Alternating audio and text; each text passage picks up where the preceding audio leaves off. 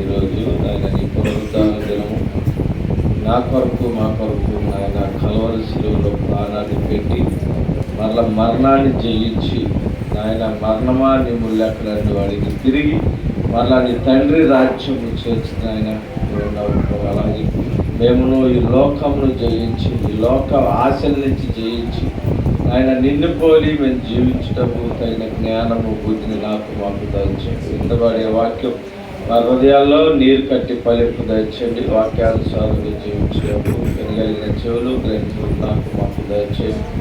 ఒట్టివాడిని మట్టివాడిని నిలబడుచుండగా కొద్ది నిమిషాలు సిలువు చాటును మరుగుపరచండి. చెప్పి ఉన్న ప్రభావ నిలబడేవారు మాత్రం మీరు కానీ మాట్లాడేది మీరు కాదు.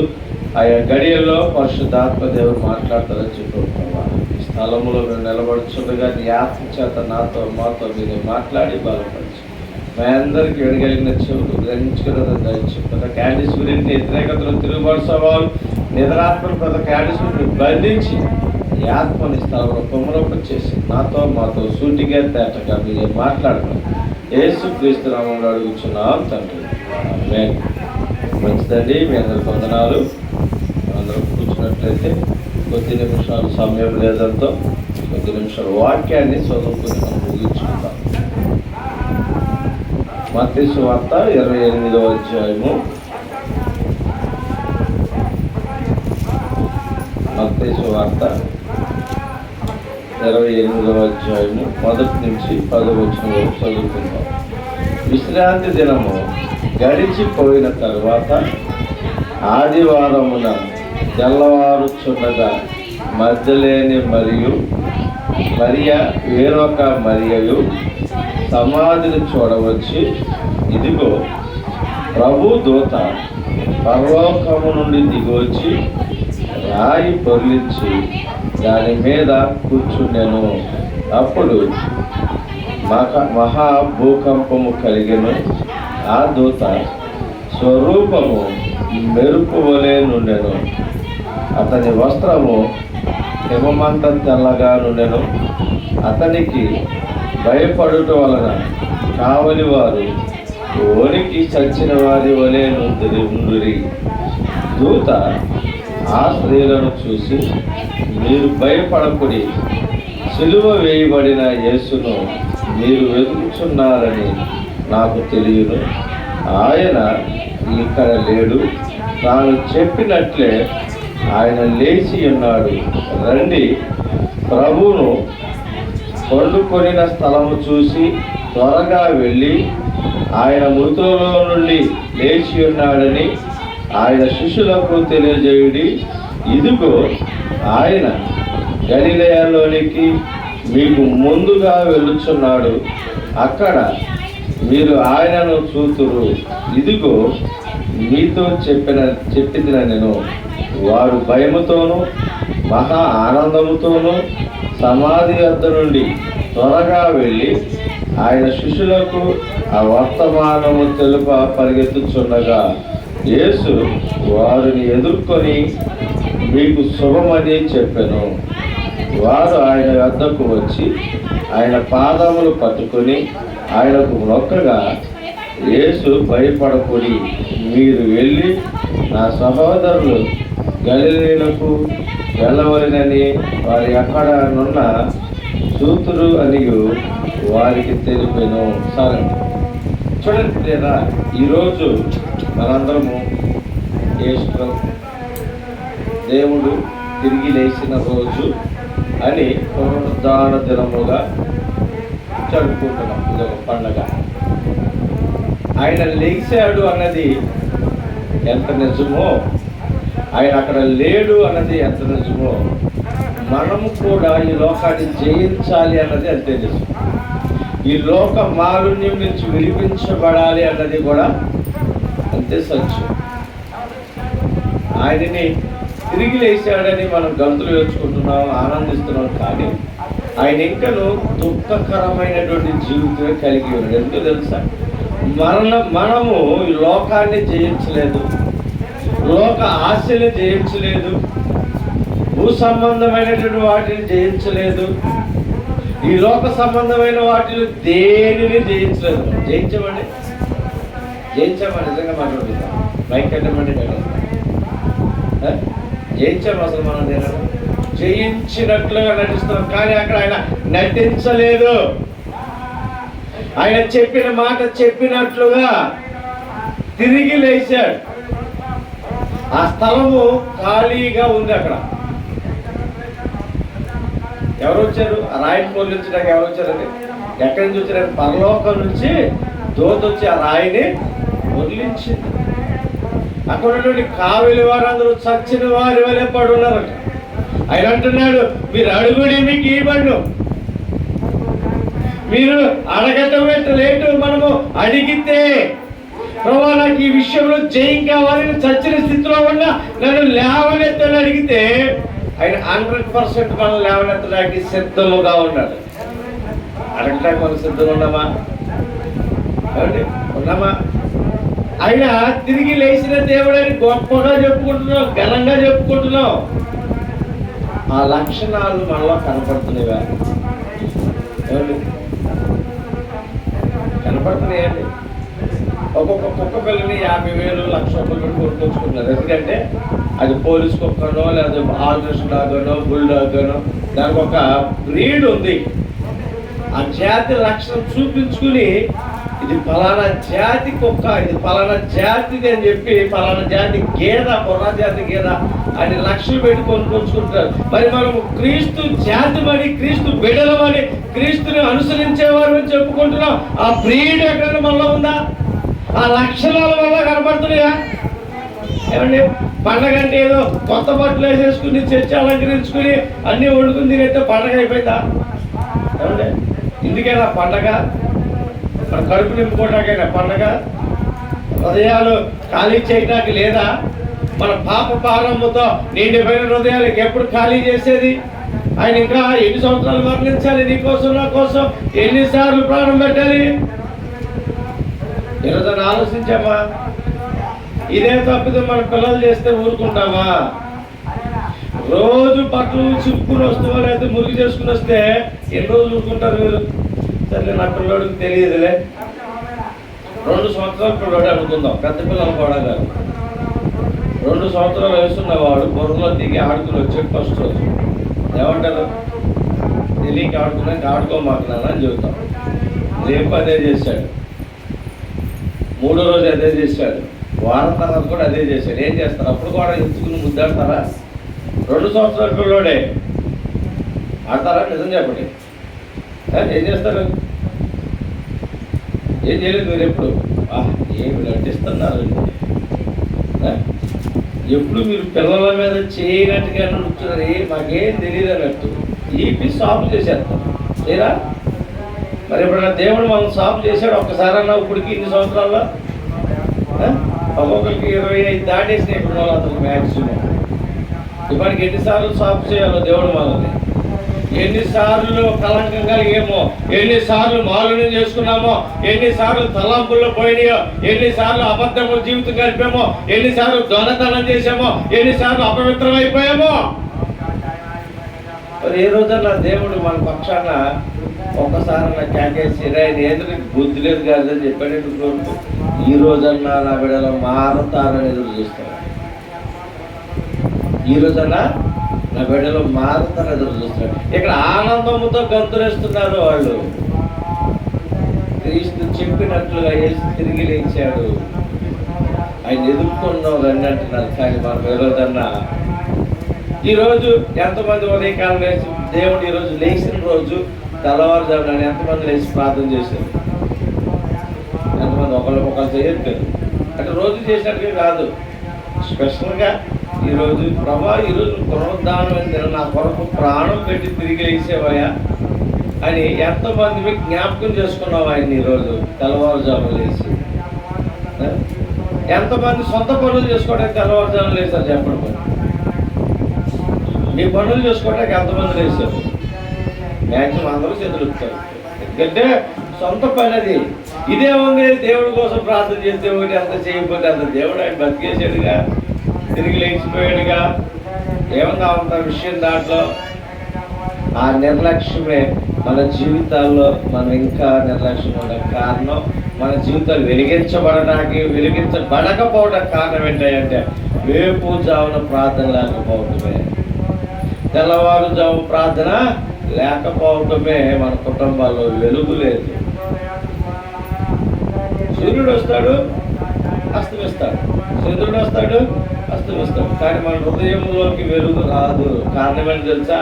మనము చీకటి సంబంధులు అయిపోయాం, వెలుగు సంబంధులుగా లేవు. ఆయన బిడ్డలుగా చెప్పుకుంటున్నామంతే, ఆయన వెంబడిస్తున్నాం చెప్పుకుంటున్నామంతే. ఆయన ఆశపడినట్లుగా ఆయన ఏమి సరదాగా ప్రాణం పెట్టలేదండి. ఆయన ఏమన్నా దొంగ? ఆయన అబద్ధికుడా? ఆయన మోసగాడా? కాదే. మరి దేనికోసం ప్రాణం పెట్టాడు? మనందరి పాపముల నిమిత్తం ఆయన ప్రాణం పెట్టి తన తండ్రి చిత్తాన్ని నెరవేర్చి ఈరోజు ఉదయకాలంలో వేకువజామున తిరిగి లేచాడు. జయించాడు పాపాన్ని, మరణాన్ని జయించాడు, ఈ లోకాన్ని జయించాడు, లోకాశల్ని జయించాడు, శరీరతను జయించాడు, సమస్తాన్ని జయించాడు. ఆయన జయించి చూపించాడు, మాదిరికరముగా జీవించాడు, జీవించి బోధించాడు, బోధించి జీవించాడు. ఆయన సరదాగా రోడ్డు మీద ఒక సింహాసనం కూర్చుని మీరు ఎట్లా బతకండి అని చెప్పలేదు. ఆయన నీలాగా నాలాగా ఈ లోకములో 33.5 సంవత్సరాలు మనిషిగా బ్రతికి ఎలా జీవించాలో, ఎలా ఉండాలో ఆయన మాదిరికరంగా చూపించి వెళ్ళారు. మనం ఎప్పుడు మాదిరికరంగా ఉంటాం. ఊళ్ళో వారికి మాదిరికరం లేకపోయినా పర్లేదు, మన ఇంట్లో వాళ్ళకన్నా మనం మాదిరిగా ఉన్నామండి. మన బిడ్డల కన్నా మనం మాదిరిగా కనపడుతున్నామా? మన బిడ్డలన్నా నేను నా తల్లిలాగా భక్తి చేయాలి, నా తండ్రిలాగా భక్తి చేయాలి అని మనం చూసన్నా మన బిడ్డలు చర్చికి రావడానికి ఇష్టపడుతున్నారని వస్తారా? లక్షణాలు ఉన్నాయా మనలో? వస్తారండి. మనం చూసి మన బిడ్డలు కానీ మన బంధువులు స్నేహితులు కానీ చర్చికి వచ్చేవాళ్ళు ఉన్నారా? క్రీస్తును చూసి కొన్ని వేల మంది వెంబడించారు. ఈరోజు కొన్ని లక్షల కోట్ల మంది పండుగ చేసుకుంటున్నారు. ఇందులో ఈ లక్షల మందిలో 1,00,000 మంది అన్న దేవుడి దగ్గరికి వెళ్ళడానికి ఇష్టంగా పరిపూర్ణంగా జీవించేవారిగా ఉంటున్నామా? ఎంతమంది ఆయనకి నమ్మినట్లుగా ఉంటున్నామండి? నటించేవారు అయిపోయాం. బ్రతుకుల్లో వెలుగు ఉండట్లేదు. అక్కడ కావిలి వారు ఉన్నారు. ఈ లోకంలో మనకి ఉన్నట్లుగా అక్కడ ఉన్నా కూడా పరలోకాన్ని నుంచి దూతొచ్చి రాయిని పొరలించి దాన్ని లేచి అక్కడి నుంచి వెళ్ళిపోయాడు. జయించాడండి అక్కడ. అందుకనే ఈ రోజున మనము పునరుద్ధాన దినముగా ఏసుగా తిరిగి లేచాడని సంబరం చేసుకుంటున్నాం. కానీ మనలో వెలుగు లేదు, అది ఆలోచన చేయట్లేదు. మన కుటుంబాల్లో జయం లేదు, మన కుటుంబాల్లో వెలుగు లేదు. అది ఎప్పుడు మన కుటుంబాలకు వెలుగు వచ్చేది ఎప్పుడండి? మన కుటుంబంలో జయం వచ్చేది ఎప్పుడు? మన కుటుంబంలో సంతోషం ఉండేది ఎప్పుడు? మనకు అవకాశం ఉంది, సరి చేసుకునే అవకాశం ఇచ్చాడు ఆయన. సరి చేసుకోవడానికి మంచి సమయాన్ని ఇచ్చాడు, అవకాశం ఇచ్చాడు, మంచి చెడు లేదు తెలుసుకునే జ్ఞానాన్ని ఇచ్చాడు. అక్కడ ఆ రోజు యేసు ప్రభు వారిని కొడితే ఆయన ఏమన్నాడు? తండ్రి వీరు ఎక్స్క్లూజివ్ చేశాడు, ఆయన క్షమించాడు. మనం క్షమించగలమండి? ఇంట్లో వాళ్ళని క్షమిస్తామా? ఇంట్లో వాళ్ళని. అది ఎలాగో మనం మాదిరికరాన్ని చూపిస్తున్నాం, ఆయనకి ప్రేమ కలిగి ఎలా ఉంటున్నాం?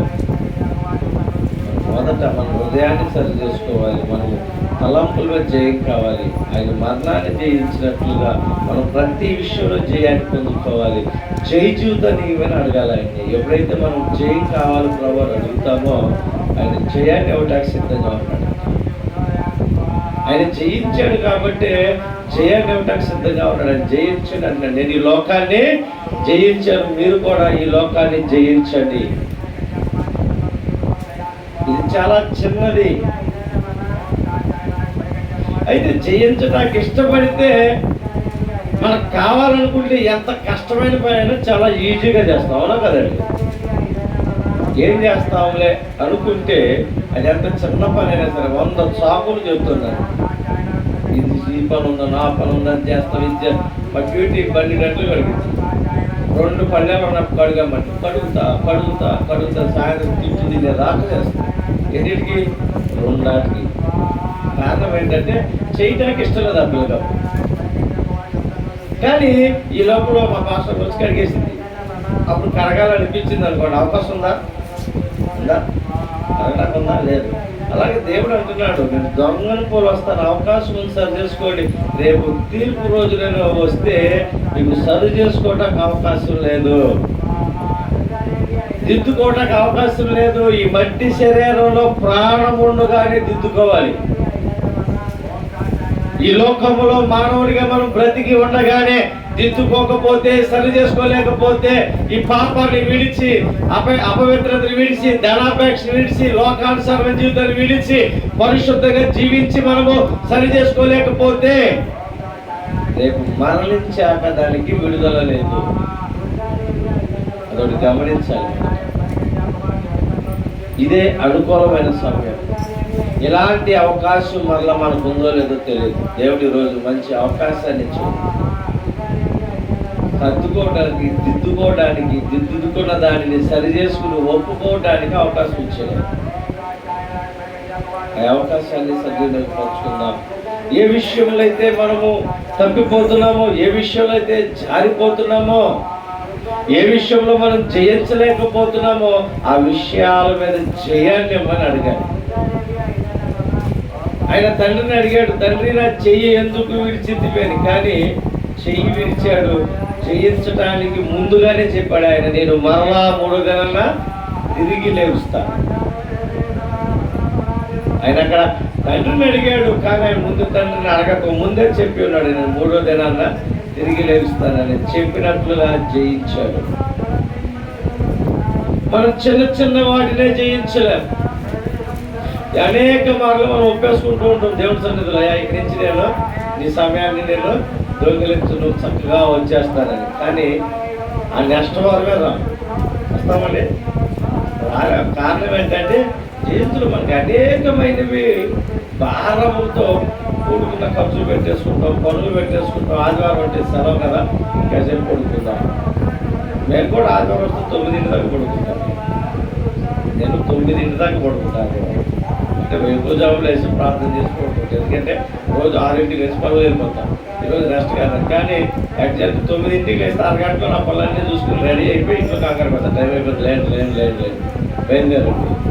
ఎందుకంటే మనం ఎంత రెస్ట్ తీసుకున్నామో దేవుడి పనికి కూడా అంతే బాధ్యత కలిగి పరుగులు పెట్టాలి. ఎంతమంది పరుగులు పెడుతున్నాం?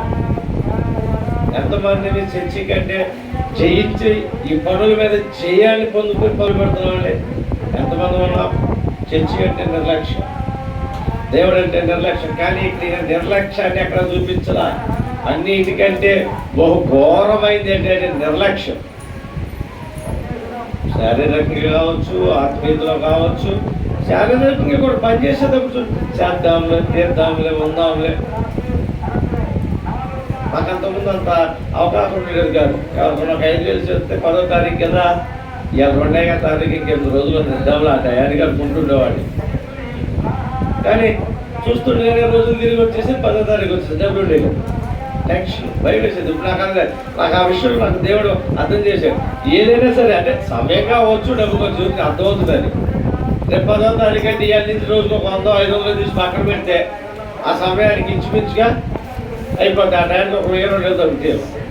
అయితే మనం చేయవలసింది రోజుకి 2 గంటల 40 నిమిషాలు దేవుడికి ఇచ్చే సమయం ఉంది. తింటామండి, తింటున్నామా? తీయం. అట్లా అవకాశం ఉన్నప్పుడు దాన్ని సద్వినియోగం చేసుకుంటూ ఉంటే నెల లోపల ఎన్ని గంటల 74 గంటలు కనిపిస్తాం. సమయాన్ని మనం సద్వినియోగపరచుకోండి. నిర్లక్ష్యం, ఇద్దాములే, చూద్దాములే, వెళ్దాములే. అందుకే దేవుడు కూడా మరి అంచే ప్రార్థన చేసిన ఇద్దాములే, చూద్దాములే అంటున్నాడు ఆయన.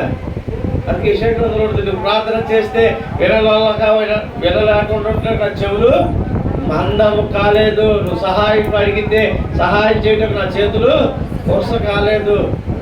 కారణం ఏంటంటే నిర్లక్ష్యం. ప్రార్థన చేయాలంటే నిర్లక్ష్యం. కాసేపు శిష్యులు ఏం చేశారు? ప్రార్థన చేయండి బాబు అంటే ఏం చేశారు? గురికి నిద్రించారు. ఆయన మళ్ళీ వచ్చాడు, మళ్ళీ చెప్పాడు, ఇది పడుకునే సమయము కాదు. చెప్పినాను అలాగే ఉన్నారు. మన జీవితం అలాగే ఉంది.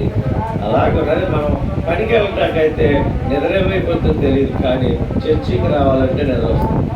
చర్చికి రావాలంటే పని ఉంటుంది. ఆ పనులన్నీ పొలం పనులకి వెళ్తే ఈ సమయం పనులన్నీ అయిపోతాయి. ఆదివారం అయినా పొలం పని అంతా 10 పడుకుంటారా? 4కి వెళ్ళేసి వెళ్ళిపోతారు. ఆదివారం అయినా సరే పనికి వెళ్ళాలంటే మరి చర్చి కంటే ఎందుకు వెళ్ళారు? నిర్లక్ష్యం. ఏమనుకుంటారంటే వెళ్ళాలి. ఆ నిర్లక్ష్యమే మన జీవితాన్ని వేలతకు నేర్చేసింది. ఆ నిర్లక్ష్యమే మన జీవితాన్ని వెలుగులోకి రాకుండా చీకట్లోకి నెట్టేసింది. మన కుటుంబాల్లో సంతోషాలు లేవు, సమాధానాల్లో ఐక్యత లేదు, ఏకాంత లేదు, ఏక మనసు లేదు. కారణం ఏంటంటే మనలో ఉన్నటువంటి నిర్లక్ష్యం అనే దెయ్యం ఘోరంగా పనిచేస్తుంది, జయించలేకుండా చేస్తుంది. జయించాలి అంటే దేవుడిని మొదట అడగాలి, ప్రభా నాకు జయాన్ని, నిర్లక్ష్యమే జయాన్ని. నువ్వు మరణాన్ని గెలిచావు, నాకు ఈ లోకాన్ని గెలవడం నేర్పించు. నా శరీరం మీద జయాన్ని, నా ఆలోచనలో నాకు జయాన్ని, ప్రతి విషయంలో జయాన్ని ఇవ్వడానికి సిద్ధంగా ఉన్నట్టు నేను. మరణాన్ని జయించినాడు. ఈ లోకంలో మన ఆలోచనలు, మన తలంపులు జయాన్ని ఇవ్వలేరండి. 100% జయాన్ని ఇస్తాడు. అడుగుట నీ వల్ల అయితే సమస్తము సాధ్యం, నమ్ముట నీ వల్ల అయితే అడుగుడి మీకు ఇవ్వండి. అడిగారు ఎప్పుడన్నా? అడిగారని నిజంగా చెప్పండి. ఆదివారం ప్రభు మాత్రం ఆదివారం చర్చికి అందరికంటే ముందే వెళ్ళాలని ఎంతమంది ప్రార్థన చేసుకుంటారు? శనివారం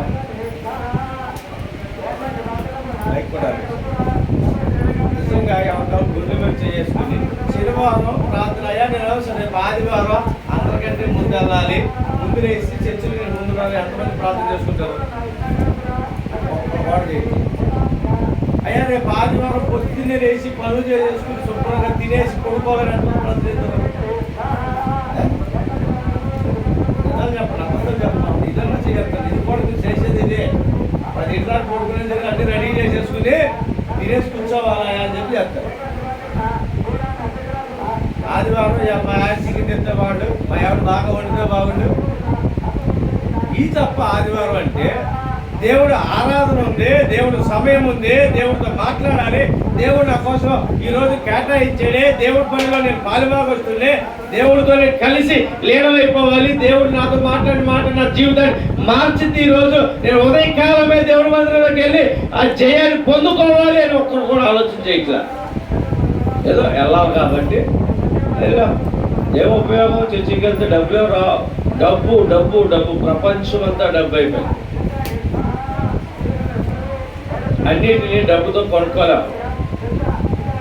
తిండిని కొనుక్కుంటారేమో, వస్త్రాన్ని కొనుక్కుంటారేమో, ఇల్లు కొనుక్కుంటారేమో, పరలోకాన్ని కొనుక్కోలేం, నీ నీతిని కొనుక్కోలేం, నీ పాపాన్ని కడుక్కోలేం, నీ అపవిత్రతని కడుక్కోలేం. డబ్బుతో వీటిని కొనుక్కోలేం, కడుక్కోలేం. ఇవి నీ హృదయంతో నువ్వు కడుక్కోవాలి, పశ్చాత్తాపంతో కడుక్కోవాలి. హృదయం అంతటితో నువ్వు ప్రార్థించి నీ పాపమును కడుక్కున్నప్పుడు పరిశుద్ధాత్మ దేవుడు నీతో నాతో ఉండి పరలోక రాజ్యాన్ని ఇస్తాడు. అలా జయించగలగండి. డబ్బుతో దేవుని జయించలేమండి. డబ్బు శాశ్వతం కాదు, ఈ లోకం శాశ్వతం కాదు, పరలోక రాజ్యం శాశ్వతం. ఆయన అంటున్నాడు, నేను ఈ లోకాన్ని జయించిన తండ్రి రాజ్యంలో ఉన్నాను, మీరు నీ లోకాన్ని జయించండి, నా రాజ్యం తీసుకెళ్తా అంటున్నాడు. అందరికీ ఆశ పరలోక రాజ్యం వెళ్ళాలి. వెళ్తామండి పరలోక రాజ్యం? పరదేశంలో కన్నా వెళ్తామంటారా? రాజ్యం దాకా కాదు, పరదేశంలో కన్నా వెళ్తామా? ఎలా ఉంటే వెళ్తాం? మన స్థితిని మనం మార్చుకోవాలి. గమనించండి, ఆయన జయించాడు, మనల్ని జయించుకున్నాడు. ఆయన ఏమి ఊరికి వెళ్ళిపోయి ఇట్లా ఉండండి అని చెప్పట్లేదు. ఆయన జీవించి బోధించాడు. మనము కూడా జీవించి బోధించలాగిన మనందరం కూడా దేవుని యొక్క రాజ్యపు వారసత్వం పొందుకోవాలని, మనలో ఉన్న ప్రతి అపవిత్రత మీద జయాన్ని పొందుకోవాలని ప్రార్థన చేసుకుందాం. ప్రతి ఒక్కరము మోకరించని ప్రార్థన చేసుకుందాం. ప్రభా, నువ్వు మరణాన్ని జయించావు, మరణపు ఆశల్ని జయించావు, మరణం మీద ముళ్ళుని జయించావు. కానీ ఈ లోకంలో నేను మాలుని నేను జయించలేకపోతున్నా, నా బ్రతుకులో ఉన్న అబద్ధాన్ని జయించలేకపోతున్నా, నా బ్రతుకులో ఉన్న చీకటిని జయించలేకపోతున్నా, నా బ్రతుకులో ఉన్న చిన్న చిన్న లోపాలను జయించలేకపోతున్నా. ప్రభు అని ప్రార్థన చేసుకుందాం. పరిశుద్ధుడా, మహోన్నతుడా, దయగల మా స్వామి, మా యేసయ్య, నీ బంగారు పాదం నీకు వందనాలు. నీ ఉచితమైన కృపను బట్టి, దయను బట్టి ప్రార్థిస్తున్నాం ప్రభా. ఆయన నీ పునరుద్ధాన దినము నువ్వు జయించావని మేము సంతోషమున్నాం, కానీ మా జీవితాల్లో సంతోషం లేదయ్యా, మా హృదయాల్లో వెలుగు లేదయ్యా, మా బ్రతుకుల్లో నేను జయించలేకపోతున్నాను. నా ఇంట్లో ఉన్న బంధకాలను నేను జయించలేకపోతున్నాను, నాకున్నటువంటి బాధల మీద జయం లేదయ్యా, నా బాధల్లోనైనా నేను జయించలేకపోతున్నాను.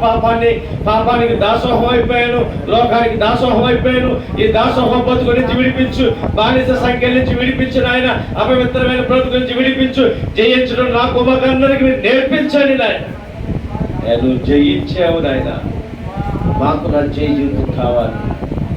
ఈరోజే నాయన మాతో మీరు మాట్లాడాలి, మా బ్రతుకులు ఎలా జయించాలో మాకు నేర్పించండి. ప్రతి విధరాత్మ శక్తిని మీద చేయాలి. ఈ లోక మాలిన్యం నుంచి నన్ను విడిపించు. ఈ లోక బ్రతుకు నుంచి నాయన, ఈ లోకంలో తాత్కాలిక బ్రతుకుతున్నాం, కానీ ఇది శాశ్వతం కాదు.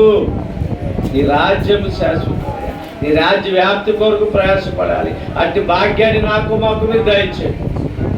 ఇప్పుడు బిడ్డలందరినీ మీరు దర్శించండి, మా గ్రామాన్ని మీరు దర్శించండి, మా రాష్ట్రాన్ని మీరు దర్శించండి, మా దేశాన్ని మీరు దర్శించండి. సస్యశ్యామలంగా చేయండి ఆయన. మంచి పరిపాలన నుంచి నాయకులను మీరు లేవనెత్తండి ఆయన. మా హృదయాలు, మా కుటుంబాలు, మా సంఘం, మా గ్రామం ఆయన వెలిగింపు దయచేయండి. వెలిగించండి, మీరు మధ్య డీటెయిల్గా మమ్మల్ని చేయండి.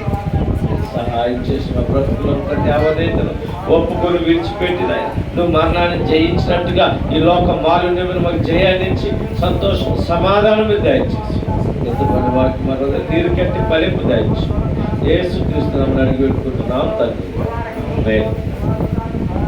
మంచిది, మీ అందరికీ వందనాలు. ఈ సమయము సాక్షాత్ సమయం కాబట్టి సాక్షి